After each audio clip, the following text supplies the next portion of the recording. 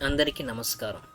మన భారతదేశంలోని దాదాపు అన్ని ప్రాచీన దేవాలయాల్లో దేవతల విగ్రహాలు రాతితో లేదా లోహంతో తయారై ఉంటాయి.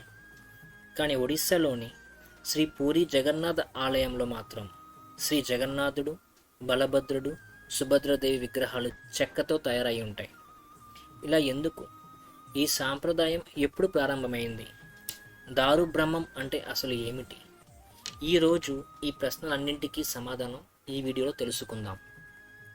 దారు అంటే చెక్క, బ్రహ్మం అంటే పరమాత్మ స్వరూపం. అంటే దారు బ్రహ్మం అనగా చెక్కలో ఆవిర్భవించిన దైవ స్వరూపం అనే భావన. జగన్నాథ సాంప్రదాయంలో ఈ చెక్క సాధారణ కలప కాదు, ఇది దైవ సంకల్పంతో ఎంపిక చేయబడిన పవిత్ర వృక్షం అని భక్తులు విశ్వసిస్తారు. సాంప్రదాయ ప్రకారం విగ్రహాల కోసం ప్రధానంగా వేప చెట్టును ఎంపిక చేస్తారు. అయితే ప్రతి వేప చెట్టును ఉపయోగించరు.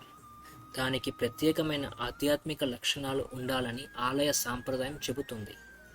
ఉదాహరణకు సమీపంలో శ్మశానం లేదా నది వంటి నిర్దిష్ట గుర్తులు ఉండటం, చెట్టుపై శంఖం, చక్రం, గద, పద్మం వంటి సహజ గుర్తులు కనిపించాయని సాంప్రదాయం చెబుతుంది. చెట్లకు పిడుగు పడకపోవడం, పురుగులు లేదా తీవ్రమైన నష్టం లేకపోవడం ఈ లక్షణాలు శాస్త్రీయ ప్రమాణాలు కావు. ఇవి శతాబ్దాలుగా కొనసాగుతున్న ఆలయ సాంప్రదాయంలో భాగంగా చెప్పబడ్డాయి. విగ్రహాల మార్పు జరిగే నబకళేబర సంవత్సరంలో ఆలయ సేవాయుతులు ప్రత్యేక యాత్రను నిర్వహిస్తారు. దీనిని బనజాగ యాత్ర అని పిలుస్తారు. ఈ యాత్రలో ప్రత్యేక పూజలు చేస్తారు. సాంప్రదాయ నియమనాలను పాటిస్తూ పవిత్ర వృక్షాలను వెతుకుతారు. ఎంపికైన చెట్లను అత్యంత భక్తితో ఆలయానికి తీసుకువస్తారు. ఈ విగ్రహాలు ఎందుకు శాశ్వతం కావు? విగ్రహాలు వందల సంవత్సరాలు అలాగే ఉంటాయి, కానీ జగన్నాథుడి చెక్క విగ్రహాలు శాశ్వతంగా ఉంచబడవు.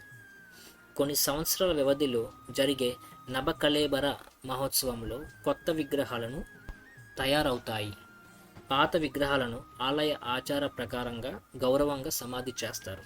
ఈ సాంప్రదాయం జీవితం, మార్పు, పునర్జన్మ వంటి తాత్విక భావనలను సూచిస్తుందని అనేక మంది పండితులు వివరిస్తారు. అసంపూర్ణమైన చేతులు, కాళ్ళు ఎందుకుంటాయి? జగన్నాథుడు, బలభద్రుడు, సుభద్రదేవి విగ్రహాలను చూసిన వారికి ఒక ప్రశ్న వస్తుంది. విగ్రహాలకు పూర్తి చేతులు, కాళ్ళు ఎందుకు కనిపించవు? దీనికి సంబంధించి అనేక పురాణాల కథనాలు ఉన్నాయి.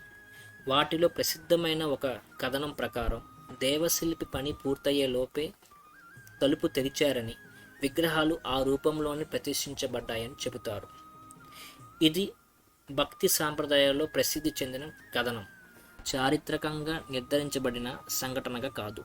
దారుబ్రహ్మం వెనుక తాత్విక సందేశం ఏమిటంటే, జగన్నాథ సాంప్రదాయం ఒక గొప్ప సందేశాన్ని అందిస్తుంది. శరీరం మారుతుంది, కాలం మారుతుంది, కానీ దైవ చైతన్యం శాశ్వతం.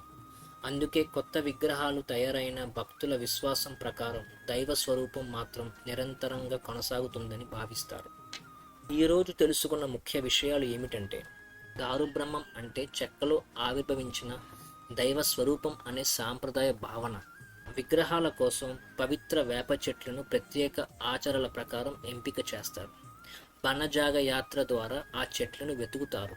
నబకళేబర సమయంలో కొత్త విగ్రహాలు తయారవుతాయి. ఈ సాంప్రదాయం మార్పు మరియు శాశ్వతమైన దైవ చైతన్యాన్ని సూచిస్తుందని విశ్వసిస్తారు. ఇది జగన్నాథుడి చెక్క విగ్రహాల వెనుక ఉన్న సాంప్రదాయం మరియు దారుబ్రహ్మం భావన. కానీ అసలు ఆశ్చర్యం ఇంకా మిగిలే ఉంది. తర్వాతి ఎపిసోడ్లో నబకళేబర మహోత్సవం ఎలా జరుగుతుంది, ప్రతి 12 నుండి 19 సంవత్సరాలకు మాత్రమే ఎందుకు నిర్వహిస్తారు, ఈ పాత విగ్రహాల నుండి కొత్త విగ్రహాలకు జరిగే అత్యంత రహస్యమైన ఆచారం ఏమిటి, ఆ ఆసక్తికరమైన విషయాలను తదుపరి ఎపిసోడ్లో మనం తెలుసుకుందాం. వీడియో మీకు నచ్చితే లైక్ చేయండి, షేర్ చేయండి. ఇంకా జగన్నాథ రహస్యాలు సిరీస్ని మిస్ కాకుండా మా ఛానల్ను సబ్స్క్రైబ్ చేయండి. జై జగన్నాథ్.